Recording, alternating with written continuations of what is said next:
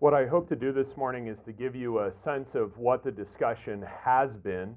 That's not a determination of what should be. We're going to start out by, therefore, making this distinction between what actually matters in the Church of God and what is simply helpful. I'm talking really about things that are helpful, understanding how the church has grasped the text of the Bible, what it has understood it to mean, what the different options have been. You heard just one of those in Pastor Cheryl's devotion about Dr. Raymond Serberg, whom we'll mention a little bit later. It's always helpful to know how the church has understood something. It's never determinative because it's not itself divine revelation. Now, the reason that I make that distinction is pretty obvious, probably to everybody in the room, is because in practice, very often what the church has said or has thought becomes overwhelmingly far too important. The church doesn't really want to. This is not a problem that only Roman Catholics have. The church does not really want to admit not only that it was not wrong, but that it wasn't even misguided, confused, or distracted. It's very hard for the people of God to confess both their sins, but also their own confusion about a point of doctrine. That's why throughout church history, whether you're talking about the age of the earth, or the inspiration of Scripture, or who Christ is, you will find that it usually takes a very, very long time, longer than you might think it should, for something to be figured out and in any way resolved. That happens so often. When we see it happen in our own time, we shouldn't be confused or dismayed by it, that it's taken the church a while to figure out something. Now, at the same time, when it does figure that out, it will generally recognize that in some way or in some measure, it always thought the thing that it figured out. In the early church, people were worshiping Jesus Christ as true God before the church figured out how exactly to say that in the manner that we're familiar with from the Nicene Creed or the Athanasian Creed. So it's not like nobody knew it. It's that we did not quite understand what we meant by it, and also, probably especially, what we did not mean by it, and therefore what should not be taught in the church as true. Okay? So that's important to know and to remember, this distinction between the church's history and the church's teaching. The history can be whatever it is. The teaching has to come from Scripture, but we want to stress it may take a while for us to figure that out for all sorts of reasons.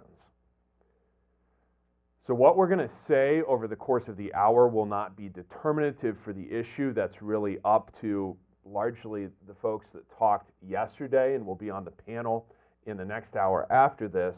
But I hope it will be helpful to you, and I will track not only the people I will talk about, but also some sort of gaps. So this is my gap theory. It's not of Scripture, it's of history. Some gaps that could be filled in, that could be helpful for the church's discussion, some of which is just a little bit too, maybe we could use artificial intelligence to find these things. And I'll explain why that is, because it's sort of all over the place. Because when we're talking about the age of the earth, and we're going to start with Luther, in a writing he put out in 1541, when we're talking about the age of the earth, we're talking about something that a lot like the divinity of Christ in the early church is assumed and therefore everywhere. But it is therefore very rarely anywhere in particular. So in the same way that in the early church, you're going to get long writings about the divinity of Jesus only at the point where people are like, is he really God in the same way that the Father is? You will generally not get long writings determining the chronology of the earth because there is a presumption that the earth is not old and it's uncomplicated and clear. The reason we have a writing from Luther is because in the middle of the 1530s, so that's pretty late in his life, we're talking just a little over a decade before his death, he begins to lecture on the book of Genesis. And underlying those lectures is a chronology that he produces that comes out in 1541. It's called Supputatio Annorum Mundi, which means the calculation of the years of the world. And he seems to have used it when he was lecturing on the book of Genesis as a sort of scaffold for what he was saying. Right? But the reason that he even puts this forth is basically because of people's curiosity. He doesn't put it forth in 1541 because it's at all controverted or confused or anything like that. Partly because the factors that we'll talk about, particularly in the 20th century, in our synod's own history, don't exist in the 16th century. So when this comes out in 1541, Luther makes several moves that are going to be important for the rest of the history, and I'm starting with Luther for reasons I'll explain when we begin to talk about the Missouri Synod proper. So here are several moves you're going to see throughout. The issues aren't going to vary that much between 1541 and 2023 when you come down to it. So the first of those is that he believes the world to have been created in 4004 BC. That agrees exactly with James Ussher's calculation that is so important in the history of the printing of the English Bible. Because from about 1701, Ussher, who predates 1701, Ussher's calculation of the age of the earth is usually going to be printed in English Bibles and therefore becomes very, very important in the history of English-speaking Christianity. Long before that, Luther agrees with that date. He agrees with that date exactly because of, and this is probably the most important move for the whole issue, he agrees with that date exactly because he believes that the genealogies in Scripture, particularly Genesis 5 and 11, are exact chronologies. And the disagreement that you're going to find on that pretty much anywhere among most of the men I'll talk about in this hour is going to be a disagreement about whether the genealogies are chronologies. That's what it seems to come down to among young earth creationists as far as the precise age of the earth. So that's how he gets to 4004. That reads, I want to say it this way for the sake of clarity, that reads the genealogies of Genesis as exhaustive and not selective. Exhaustive, not selective. Okay? And that's going to be important, especially when genealogies from Genesis are compared to the ones from 1 Chronicles or especially Matthew and Luke. It also means that Luther understands the age of the earth as being possibly determined, you can do it, possibly determined by and from Scripture. A lot of people are going to say, even before they tell you their calculation or their range of possible positions on this, they're going to tell you that's not possible. So there's something that's going to come up as a phrase from the 19th century onward, this idea that Scripture is or is not, or if it is, what do we mean by it, is or is not, quote, a scientific textbook.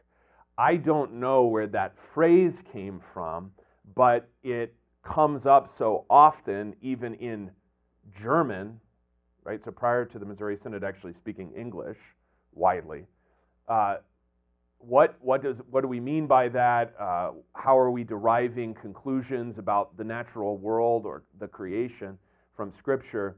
Luther doesn't have those kinds of inhibitions. So he thinks you can determine the world's chronology from the Bible.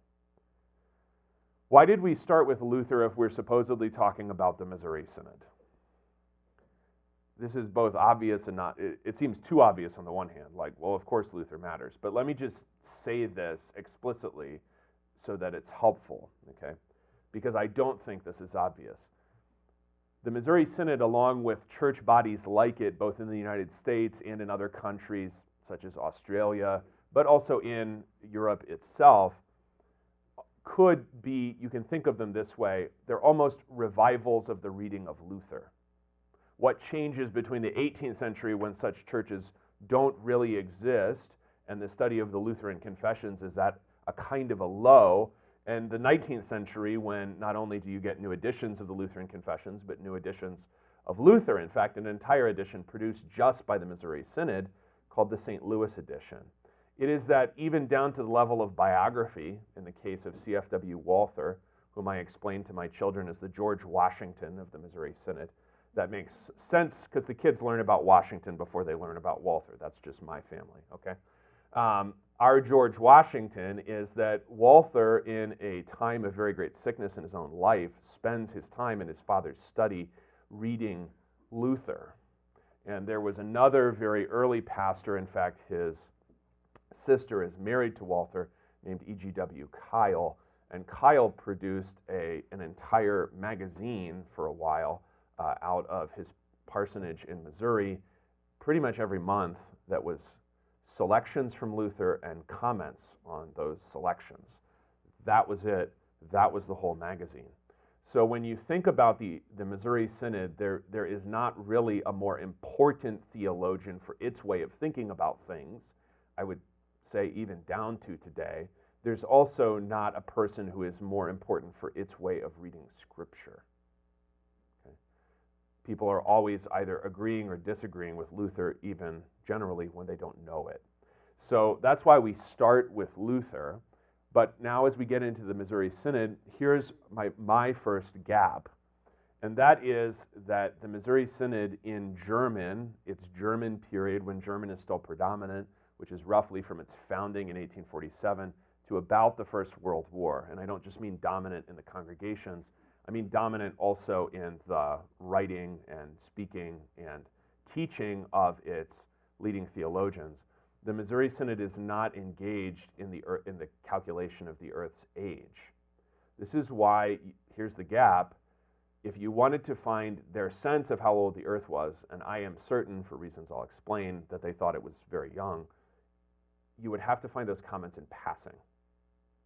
So if you wanted to use artificial intelligence, you could apply it to PDF copies of the Synod's theological publication, Teaching and Defense, Lehre und Wehre, and you could find mentions of the Earth's age or look for numbers or something like that. You could even Control F that, I suppose, if you had the right copies of the right stuff, but you couldn't find lots of discussion, much less a book about the Earth's age, because its age is presumptively very young.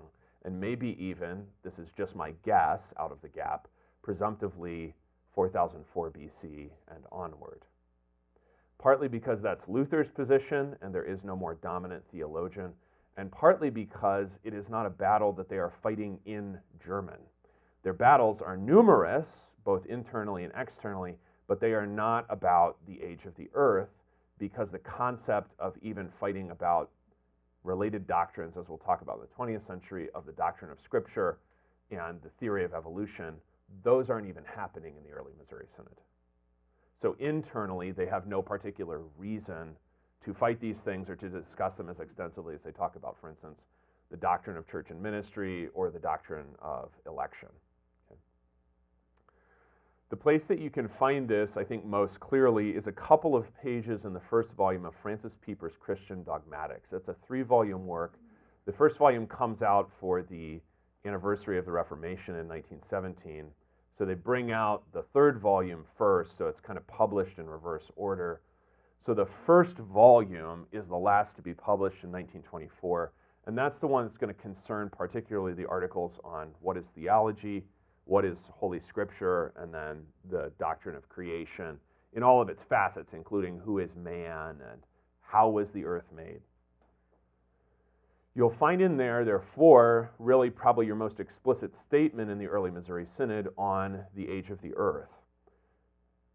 Now, it might not be as explicit as you want, because what he says on page 571, and I'm using the German edition, is a couple thousand years. So he's not trying to give an exact calculation, and this is partly because, as you're going to see, he's not fighting the issue of the calculation. He's fighting the things around it. So he will handle in the same section the discussion of whether geology and biology determine what the meaning of Scripture is. That is, if you want to kind of step even higher up than that, how does theology relate to any other thing that human beings think about? Okay? And does that determine all of those other things that human beings think about? And he puts in quotation marks, and I think it's actually quotation marks in English, he quote, assured results of science. So he has a certain skepticism about, in that case, geology, and the chronology that it has produced, but he's not trying to calculate, for instance, whether the genealogies in Genesis are selective or exhaustive. So he doesn't, therefore, come down with a specific measurement. He does come down with the idea that the 6 days of creation are, and this is quite literal in people, 24-hour days. He doesn't use a term that the Missouri Synod will later use in English, starting in the 20s, called a natural day, which they actually get from Luther's Genesis commentary. He says 24-hour days. Now, interestingly, the thing that Pieper is going to do in a giant footnote at one point is pull support for 24-hour days from 3 different sources in time. And this is important because it also gives you a sense of how the Missouri Synod feels itself to be in continuity with Lutherans before it. So on 24-hour days, he's going to cite support from Luther in the Genesis lectures, John Quenstedt, who's a teacher, a dogmatician of the 17th century, and A.F.C. Vilmar, who's a near contemporary of Pieper from the 19th century. Okay. So they see their position a couple thousand years, 24-hour days, as very normal in the history of the Lutheran Church. Okay. Now, Pieper is the first place that you're going to get this idea that Scripture, he says, this is him, Scripture does not err, not even in physical matters. And he explicitly refutes the idea that Scripture is not a, he puts it in quotation marks, not a, quote, scientific textbook. The reason being, it has a divine origin. So if it speaks truly. That's the conviction. So what you can see here is that his position on the chronological things that he does discuss, the length of the days, or the age of the earth in somewhat vague terms, vaguer than Luther, though still a young earth, is driven by a prior conviction about the origin of Scripture. That's why you will find things around the doctrine of Scripture questioned when the doctrine of Scripture itself begins to mutate in the history of the Missouri Synod, which won't happen in our case until after the Second World War. Here's another gap. While English-speaking Christianity in America, not German and English-speaking, as the Missouri Synod is by the 1920s, while English-speaking Christianity is having public debates about what's called fundamentalism and modernism generally in almost every church, usually beginning farther to the north and farther to the east in any given church body. So the Northern Baptists fight before the Southern Baptists do, for example. Lutheranism actually, without any particular regional distinction, is not fighting about these things. That is, you can find in a very interesting, informative book, The Creationists, which is a history of creationism by a guy named Ronald Numbers. He's just a historian. He's got his own position because he used to be Seventh-day Adventist, but it's generally a very informative book. You'll find a mention of surveys from the 1920s. And even in what you might consider to be not terribly confessional Lutheran synods, such as what was then the United Lutheran Church in America, that's mostly your colonial era Lutherans, mostly in the east, the northeast, and the southeast. The overwhelming majority of pastors believe in both an inspired Scripture and that evolution is not true. And that's independent of synod. Now that will not exactly shake out as these things begin to change, particularly as Lutherans become more intellectually mainstream in America. But it's part of the reason that we have this second gap, which is it's hard to find other than in passing. So there's like there's a section in the Synod's Theological Quarterly called Churchly and Timely in German.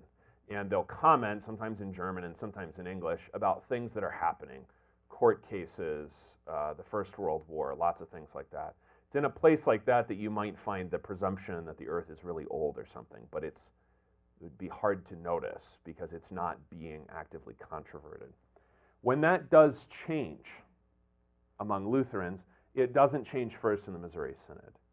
it changes with a man named Charles Jacobs, whose father had been a seminary professor, and who, after studying at the University of Erlangen, which a lot of Missouri Synod guys will go to in the 40s and 50s, Charles Jacobs comes to teach at the seminary in Philadelphia, Pennsylvania, and while there will begin to question the idea that the Bible is verbally inspired. He teaches New Testament specifically. That's where you can see that the question of the earth's age comes somewhere lower on the ranking of priorities, because what is questioned is not directly the earth's age or other specific questions like that. So not even how, say, geology relates to theology, but instead what the nature of Scripture is. That's always the primary question. And because of that, that's why the Missouri Synod is going to respond in the way that it does, because it will face the same primary question. As time passes, those ideas are going to come into the Missouri Synod, and the Missouri Synod, along with what will eventually be called the American Lutheran Church, which is mostly Midwestern, German, and Norwegian origin bodies, those groups, both the Missouri Synod and to some extent the Wisconsin Synod, but also the ALC folks, will begin to participate in something broader in American Christianity that you could call the creationist movement, which still to this day has a commonality of really Christians who share a certain doctrine of Scripture generally than discussing these things. As that grows, you will get institutions like the Creation Research Society and other similar groups, but the participation, and this is, I think, important for just historical understanding, participation in these things by or out of the Missouri Synod is never an official matter. Okay? And the reason that's important is because when you're talking about the history of the Earth's age in the Missouri Synod, there's a difference here that is very noticeable and obvious between what a given person believes and even has written about it and is even published, and the Missouri Synod's public statements on things, which are many fewer in number and sometimes just absent. Okay. And that's important to remember, because whether you're talking about resolutions or anything else, you have to recognize that what has happened here has been informal or ad hoc generally. So what I'm going to describe to you is particularly the work of three very important men, Alfred Rehwinkel, John Klotz, and Paul Zimmerman, and we'll spend much of the rest of the hour discussing what they wrote, but the reason that we're discussing what they wrote is because even when it's published by Concordia Publishing House, sometimes people are significantly embarrassed by it who officially are more important than those writers. Okay? So just because something has been put forth at some time, even by Synod's publishing house, doesn't mean that it's going to end up being determinative for anyone or anything else, especially once the book goes out of print. Okay?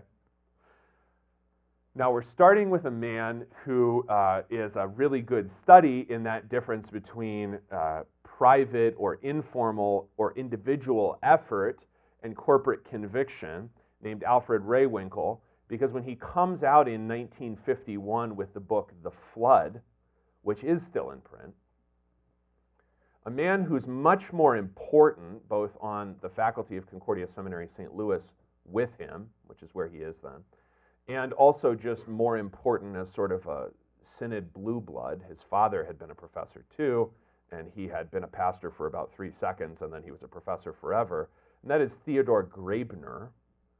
Theodor Graebner writes, and you can find this in the biography that Ron Stelzer wrote about Rehwinkel. Graebner writes that this book, The Flood, is going to be highly embarrassing to our campus ministers. Okay. So what you can see there is that even on the same faculty, you have dissension about the nature of the Earth's age, the relationship of science to theology, thus science is. In Rehwinkel's own work, the science is going to be primarily geology, which he became deeply interested in as essentially a missionary. We might call him at this time a church planter. He's a home missionary is what it was called then, first in Wyoming and then really prominently in Alberta in Canada. And he's one of the founding fathers of a college that is no longer even Christian, I think, let alone Lutheran, and that is Concordia College, Edmonton. And what he's doing up there, and the reason that he becomes deeply interested in geology, is because of the enormous rock formations on view as he rides around a horse, rides around the West. And so there's lots of things on view. He can see them. He's deeply interested in almost anything, it seems, and he takes a significant amount of coursework in geology at the University of Alberta while he is the president of Concordia College and also a pastor of a dual parish. So this is a highly energetic man. He's interested in lots of things.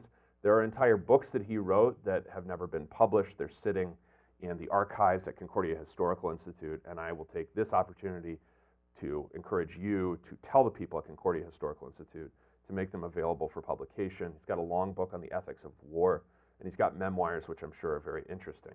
So he's just a very interesting person in an intellectual way, not always right. I'm happy to discuss that another time. But his stuff about creation science and the nature of creation is very interesting. The Flood, which comes out first in 1951, is probably both internally, but certainly externally, the most influential work on creation of anyone in Missouri Synod history. It's probably the only one that if a non-Lutheran still knew a book by a Missouri Synod Lutheran about creation, it would be the one. That's part of why it's still in print. There have been other books, and there are books that were written, for instance, by ALC figures, particularly Byron Nelson, around the same time, and that's just all gone, partly because we do have a fairly clear affirmation of creationism. The book is still in print, and other people still read it. Now, it was panned privately, but it was published. The place where you can see the thing most pertinent to our topic this morning is on pages 165 and 166, if you have it at home. And that is where he discusses the chronologies of Genesis as exhaustive, so just like Luther, and exact. Okay, so he's following Luther's moves with Scripture there, with precise ages at the birth of the first son and at death. Now, in his researches, Ray Winkle, with this sort of very wide-ranging intellect, is going to notice that lots of other civilizations have vastly exaggerated figures for the same group of 10 generations, but they have 10 generations. So he will read Scripture as the inerrant record of something that is therefore also vaguely remembered by other civilizations that were not given divine revelation. That's 1951. By the middle of the 1960s, Ray Winkle can't get things like that published by Synod's publishing house, because by the middle of the 1960s, the Synod, both the faculty of the seminary he still teaches at, in which he's completely sidelined, just given all the junk assignments nobody else wants. So in the middle of summer, you get to teach an all-day class kind of stuff is what Ray Winkle gets. But also, Synod's publishing house will no longer produce creationist works. They're instead putting forth little booklets on how Christians should think about jazz, and that's its own history. But they were doing lots of things. They just weren't teaching creationism anymore. So 1966, and then it's immediately reprinted, and there are 3 more pages in 67. So the 67 title for the second book in what he calls a trilogy is called The Age of the Earth and the Chronology of the Bible. This is almost impossible to get, but it was printed by our sister church in Australia because they were more sympathetic, if you can believe it now. They were more sympathetic to creationism than we were by then. Ray Winkle has a significant disagreement with James Ussher and Martin Luther on the exact age of the earth. The hermeneutical moves are not different, but Ray Winkle believes that the Septuagint, that is the ancient Greek translation of the Bible, produces a better dating than what we now have as the Hebrew text, which is the Masoretic text. And the differences in the Septuagint versus the Masoretic text Okay, and this is a long-standing and it might seem arcane debate. For the purposes of today, I'm just relating to you what he says. Yield a date about 1,500 years older than the Masoretic text does. So following the Septuagint, he winds up with an earth slightly older, although the method is identical. That is, the genealogies are exhaustive and exact. Okay? So once that comes out, for example, Salah, who is 30 years old at Eber's birth in Genesis 11:14, in the Septuagint, for example, he's 130 years old. Okay? So that yields a creation date for Rehwinkel of 5,556 BC. That's still obviously, apparently wildly embarrassing to the intellectually advanced Missouri Synod of the 1960s, so it doesn't get published by us. In the year of the faculty walkout, which is 1974 at Concordia Seminary, St. Louis, Rehwinkel is, this is off the top of my head, I think he's retired by then. Okay, he's fairly old. He was ordained in 1910. So that would be 64 years after his ordination. Okay. In 1974, he comes out with a book that's published by Bethany House in Minneapolis, which is, again, this is sort of the broader creationist movement, in which Rehwinkel is active and knows people, and they know him and they read his books. He publishes the last book in what he calls his trilogy on creation, called The Wonders of Creation. This reiterates that he believes that the earth was created a little over, in his case, 6,000 years ago. So that's 1974. 74. He comes out with a book in 74. Mm-hmm. Yep. The other two guys don't receive quite the same treatment from Synod, and that's really because they occupy a different niche. Rehwinkel is sort of an intellectually very adventurous, somewhat difficult person that doesn't really fit in well in the niche that he's given to occupy. And he never wanted to leave Canada, but his wife had tuberculosis, so they figured that a warmer climate was better. The other two men occupy a more fruitful niche and therefore always get published by CPH because they both have doctorates in the sciences. John Koontz in genetics, and Paul Zimmerman, if I recall correctly, in chemistry. Koontz, our next guy, and I think for the purposes of the Synod's position, probably the most important figure, taught first at Concordia Teachers College at River Forest, Illinois, and then at the Senior College in Fort Wayne, Indiana. That's prior to the seminary coming back to Fort Wayne.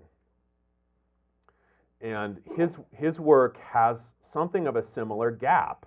So when the doctrine of Scripture is very much up for grabs, is it verbally inspired?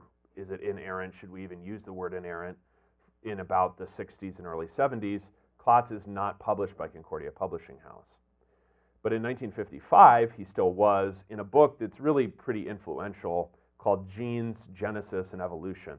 And a lot of this work you will find in various places before 1955 because Koontz is very active in the Creation Research Society. As well as part of that 1955 book having been previously published, contrary to Theodore Graebner's apprehension, having been previously published by Synod's Board for Campus Ministry as a kind of a tract for ministers to hand out on campus. And that tract is just about the age of the earth. That's then going to be included in 1955 as part of this book. So what does he say in 1955, and what are the moves that he makes? Because they're not going to be identical to Rehwinkel or to Luther, although they'll be similar. And the important thing to say about Koontz and Zimmerman is that they both believe in the verbal inspiration and inerrancy of Scripture. So these are debates within the group of people who not only can't get published in 1967 by CPH, but also will still be in the Missouri Synod after 1974. Koontz says that no specific age of the earth in Scripture is possible because the genealogy is not chronology, strictly speaking. And his argument for that is really from the selectivity of the genealogies in Matthew and Luke that you can find. So for instance, Canaan or Canaan, Cainan, is mentioned in Luke, but not in Genesis. Or we know from the Old Testament that Matthew is picking so that he has 3 generations of 14, for example. So Koontz does not read the genealogies in Genesis as chronologies. He doesn't think that that's what Bible genealogies do. They're not meant to be sheer chronicles. Koontz, with his academic training specifically in genetics, has extensive coverage in this 1955 book of scientific methods of dating the Earth. And what's important here is that he doesn't attack that by sheer chronology. He attacks it by saying that its presupposition of uniform action over time, also called uniformitarianism, is wrong. That things don't always work the same way, okay? And that when they do work in a certain way, maybe that was a one-off thing, right? This is one of the basics that you read if you've ever read anything about flood geology, right? So that's going to mean that he theoretically rejects scientific dating, but he's not going to give you a hard date out of Scripture. So he'll say it's theoretically possible that a thoroughgoing creationist could believe in an old Earth. It's theoretically possible. He doesn't, and we'll see how and why. Because in 1961, he writes a book called Modern Science in the Christian Life, which is pretty positive about things like DDT and other things that make modern life possible. But some of it is about the Christian's relationship to science generally as a field of human endeavor. In that book, on page 116, he rejects Ussher's chronology along with, quote, "Yet at the same time we shall have to say that the Bible throughout seems to teach a young earth rather than an old earth.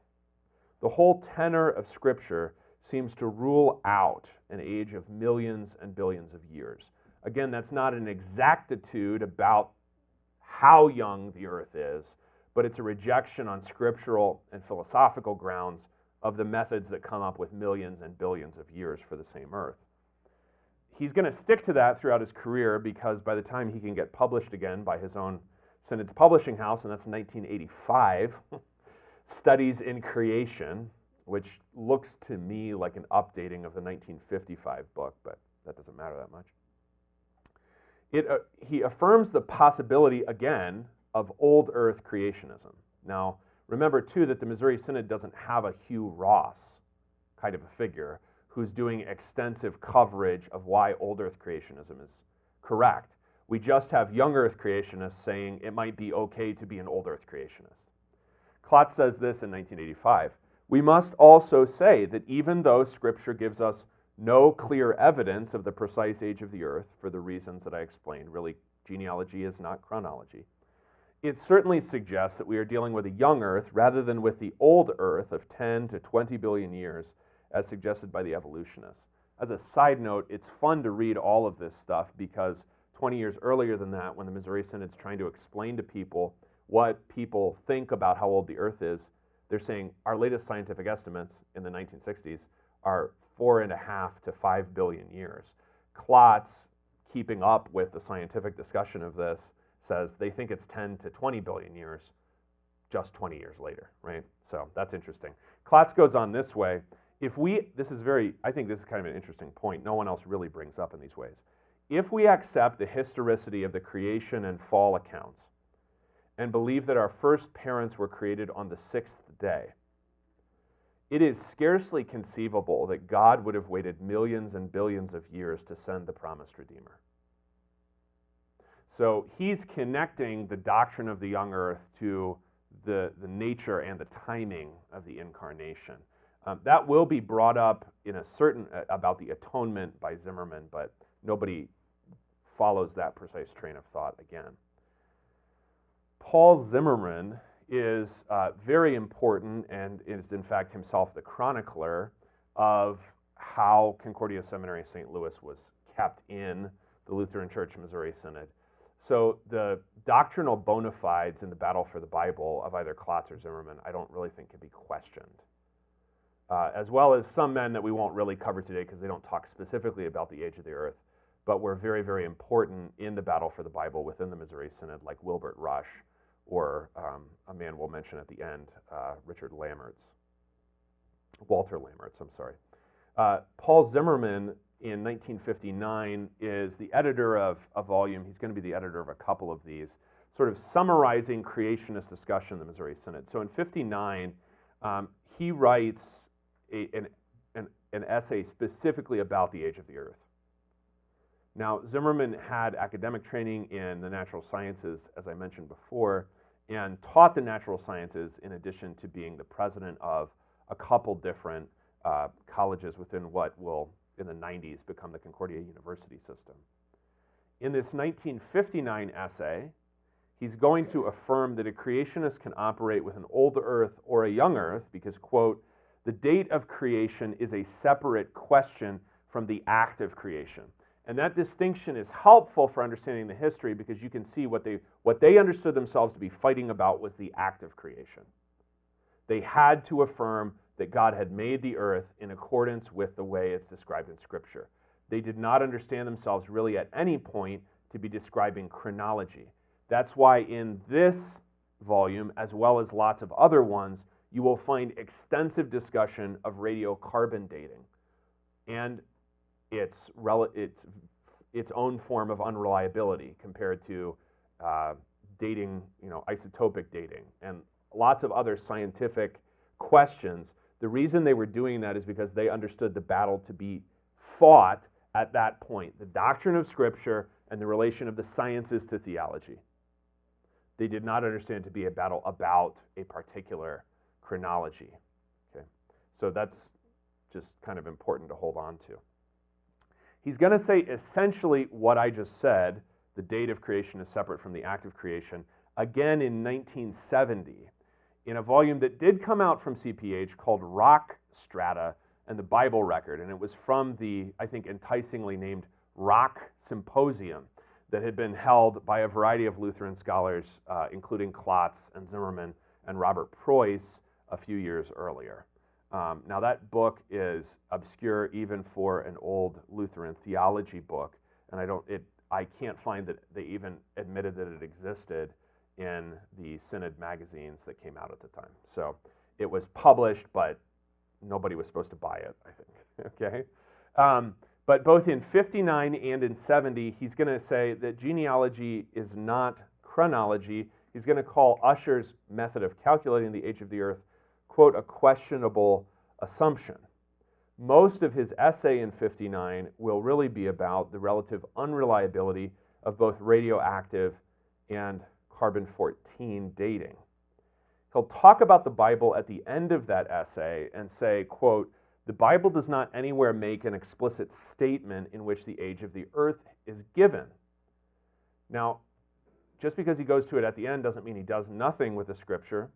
He has listed there 4 checkpoints for chronology. And this is helpful just as a way of making clear where they believe the debate is. At Genesis 1, 1 and 2, he's going to reject gap theory, which is where a lot of times, at least historically, creationists have stuffed the years for which they can't otherwise scientifically account. You put them between 1 and 2, and then you have everything taken care of. That's never been intellectually convincing to me, and it wasn't to Paul Zimmerman either. So Genesis 1, 1 and 2 is your first checkpoint. Your next one, if you want to stuff even more years in, I suppose, is Genesis 1, 2, and when scholars of the Bible talk about this, they'll often distinguish between the first part of a verse and the second part, or maybe even a third part, as A, B, and C. So if you wanted to note this way, it would be Genesis 1, 2b. So the end of that verse, and that is, how long is the Spirit hovering over the waters? Because you notice it doesn't have a time marker, so maybe you could put a lot in there. Zimmerman, who is a pretty rigorously logical person, says, well, it doesn't say at Genesis 1, 2b, so we can't say. Okay. He's then going to affirm that there are 6 days of creation, and he's going to say, and obviously this is the rest of chapter 1, he's going to say that those are 24 hours. They can't be interpreted as indistinct periods of time because they so obviously resemble and set up and then are quoted later in the Bible, especially in connection with the commandment to keep the Sabbath holy, as a day. So he just can't really find a meaning for day that is going to give you longer than something like 24 hours. The real question for Zimmerman is, are the genealogies later on in Genesis at 5 and 11, are they chronologies? And he's going to say, not strictly speaking. So it's going to give you a framework for a young earth because they're not enormous periods of time, right? Those genealogies do not stretch you anywhere that like a Babylonian chronology or genealogy is going to get you, but they're not in their nature determinative. And that's because Zimmerman brings up, for example, Luke 3:36, that's Canaan, C-A-I-N-A-N, and that's missing in Genesis 11. Now, interestingly, regarding what we said earlier about Raywinkle, that name is actually in Genesis in the Septuagint. So that name that's in Luke in Greek is in the Septuagint in Greek, but it's not in the Hebrew text. Zimmerman also notes that Matthew's genealogical method reveals gaps. That is, that those men are related to each other, but they're not, strictly speaking, in every case, literal father and son in a way that the Internal Revenue Service would recognize on your tax return, right? That's my illustration, not Zimmerman's. He's a little more serious than that. But it's Saturday morning, and you're sitting here in Bible class, so I'm trying to help you out. Okay. For that reason, we're not therefore bound to accept Ussher's chronology. I think what's interesting here is that partly because the Luther thing from 1541 has never been translated, nobody refers to that as Luther's chronology. And I think if they did, it would just have a little bit more weight. Whether you like it or not, it would. As it is, it's an Anglo-Irish Anglican bishop with something printed in English Bibles. And so it's just kind of, I don't know what that, whatever that is, right? But it's always called Ussher's chronology. It's never called Luther's. In the 1970 volume that I referenced earlier, there are a couple of essays on the Earth's age. So Zimmerman writes in 59. He's then also in the 1970 book, Rock Strata and the Biblical Record. But in that 70 book, and this is as we begin to wrap up, these are just two subsidiary writings. One by a man named Kenneth Curry. I don't otherwise know who he is. And another by Fred Kramer, who taught I think largely dogmatics and symbolics at Springfield and then Fort Wayne. The Curry essay in 1970 is just an overview of scientific methods of dating the age of the Earth. And I think it's there, if you remember that this was an academic seminar first, for purposes of information for somebody like Robert Preuss, who has academic training in theology but wouldn't know necessarily these kinds of facts.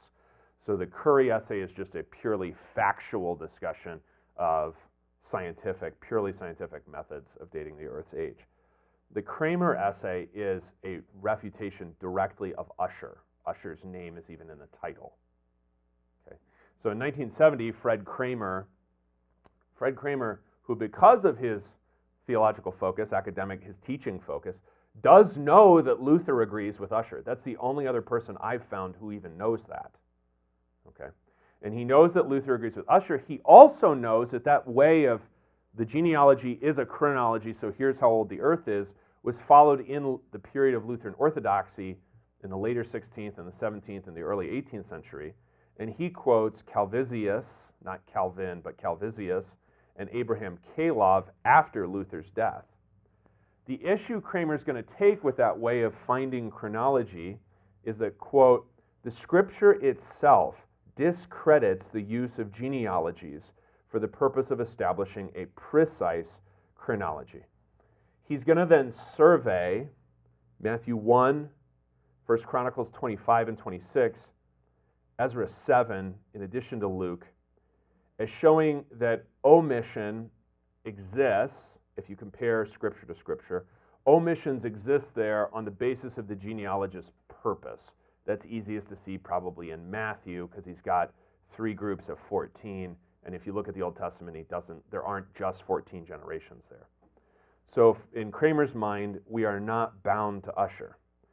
He does believe that we are bound to think of the earth in terms of thousands, not millions or billions of years in age, because you can't stretch any conceivable chronology far enough to even get to millions, let alone billions.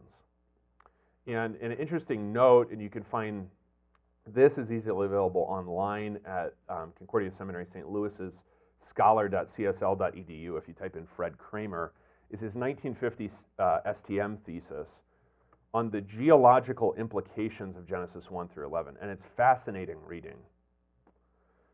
And it reads the geological record through the physical, geological, and biological assertions of that primeval history in Genesis 1 through 11. So Kramer is using the Bible in a way that would have been abhorrent to people on the other side of the battle for the Bible in 1970 as a, quote, scientific textbook. Okay.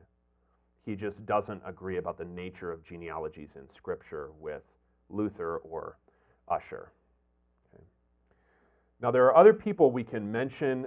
These are just names that might be helpful to you, the most influential of which, but is completely forgotten, and that's perhaps the fate of breeders of very successful roses in Missouri Synod history, and that is Walter Lammertz. He's very important in the origins of the Creation Research Society, Creation Science Research Society, and he has a significant amount of essays in there. None of them is specifically about the age of the earth. It's usually about the nature of the sciences, specifically, in his case, biology, and even more specifically, botany. The reason I mention him is not only because he was influential beyond Lutheran circles, but also because he was a layman who took his vocation as a plant breeder and used it to argue for the Bible's determinativeness for understanding God's creation. Okay. And the reason I mention that is that something you know if you know anything about the history of the battle for the Bible is that usually the laity are more influential and sometimes have better instincts, not necessarily than all of the clergy, but often than the best educated of the clergy, who in the case of the 1970s are our leaders in going somewhere else, okay, other than creationism. And that's going to bring us down to the present. I'm not going to discuss everything that could or has happened in the present. I've also left out CTCR documents because we all have boredom thresholds, and that was mine, okay? And that might not be yours, but I left that out. And you can send that to the CTCR if you want to, that's fine. But what I want to mention in the relatively close present is a variety of essays in the Daystar Journal, which doesn't seem to be still in existence as an active publication, but you can find its archives online. And that is a relatively coherent and open advocacy, generally of things that you can find prior to Seminex in the Missouri Synod, but still existing long after Seminex. A lot of it coming out of what was the faculty of Concordia University, Portland. But just as an example of that, two essays by Matthew Becker, who's no longer on the roster of the Missouri Synod, but was for a long time, and who still teaches at Valparaiso University. In 2005, he writes The Scandal of the LCMS Mind. And what's interesting there is that he bundles the question of the age of the earth, and he doesn't give a specific dating, so he doesn't say it would be intellectually acceptable to have a 50,000-year-old earth and not a 6,000-year-old earth. But he bundles the question of the earth's chronology or age with similar, in his mind, unevangelical fundamentalist impulses in LCMS intellectual life, which all for him trace back to the inerrancy of Scripture. That is, he doesn't want to affirm the inerrancy of Scripture, so he doesn't specifically talk about genealogy and chronology. The reason I bring that up is to help you understand why they were discussing what they were at the length that they were and in the middle of the 20th century, and leaving, not altogether, but largely aside the precise dating of the earth. Because even in the relative present, and Becker's still actively teaching and writing, even in the relative present, attacks on a specific dating to the earth, a young earth, are always bundled with attacks on other things, especially the doctrine of Scripture. So then in 2008, in an article also in Daystar that he writes on Christian knowledge and the sciences, Becker speaks very, I think rather vaguely, of, quote, incompleteness and complexities in Jesus' genealogy, that is Matthew and Luke, without further discussion. What's interesting there is that he puts in a vague phrase, incompleteness and complexities, what is, for instance, explained in two different languages by Rehwinkel and Zimmerman. And the lesson to be taken away there is that generally what you will get when someone doesn't want to determine something is the insistence that it's too obscure or difficult. Okay, so he just brushes aside the genealogical or chronological question because he's also partly not interested in it. Now, Becker has an intellectual pedigree in the Missouri Synod that traces to, if you're interested in these things, three different guys that I found writing about the doctrine of Scripture and the doctrine of creation before 1974, but I have not covered because it's not terribly pertinent to current discussion in the Missouri Synod. So if you are interested in this, you can find their work, especially on the two seminaries' media websites. Lots of things are archived there. And those are Walter Wegner, Norman Habel, who eventually went back to Australia, and invented a lectionary series called The Season of Creation that's somewhat influential there in his native Australia. And the guy who actually talks at all that I could find from a liberal LCMS point of view directly about the age of the earth, and that is a man named Carl Gensley, G-A-E-N-S-S-L-E, who in the 1960s was affirming that the earth was old. Now, you can find in Daystar still on their archive discussions of the relationship of the sciences and the doctrine of Scripture, but not so much about the age of the earth from men like Krakler, Kunert, Metzler, Roleg, Sylvester, Ed Schrader, and Arnold Voigt, who was in the Denver area. Probably the reason that these things are coming up recently is a discussion in 2017 of John Jerkin's Concordia Journal article. And I want to say that what he said in that essay is not as a, this is why I made this distinction, not as an exegetical matter, but as simply a matter of fact, is true that old earth creationism was never specifically denied by anyone. Did you hear the grammar, for instance, of what Klotz said? It seems to, or it seems to, right? So the conviction concerning the young earth was general, but, and that's why we made this distinction earlier, it was general, but it was informal. So when Jerkin said, well, it's an option, this is an option, or that is an option, and usually like Graebner's concern about Rehwinkel's book, The Flood, it's put in like an evangelistic context. So if we lock this down, then it's going to be too narrow, too hard, too limiting, whatever, right? And you can hear that too. But in 2018, Walter A. Meyer III responded in Concordia Theological Journal to Jerkin's article, and it's a response to what Meyer identifies as day-age creationism, which is a way of summarizing various attempts to fit lots of years into the days of Genesis. Okay. What Meyer's going to do is he's going to reassert the meaning of day as 24 hours.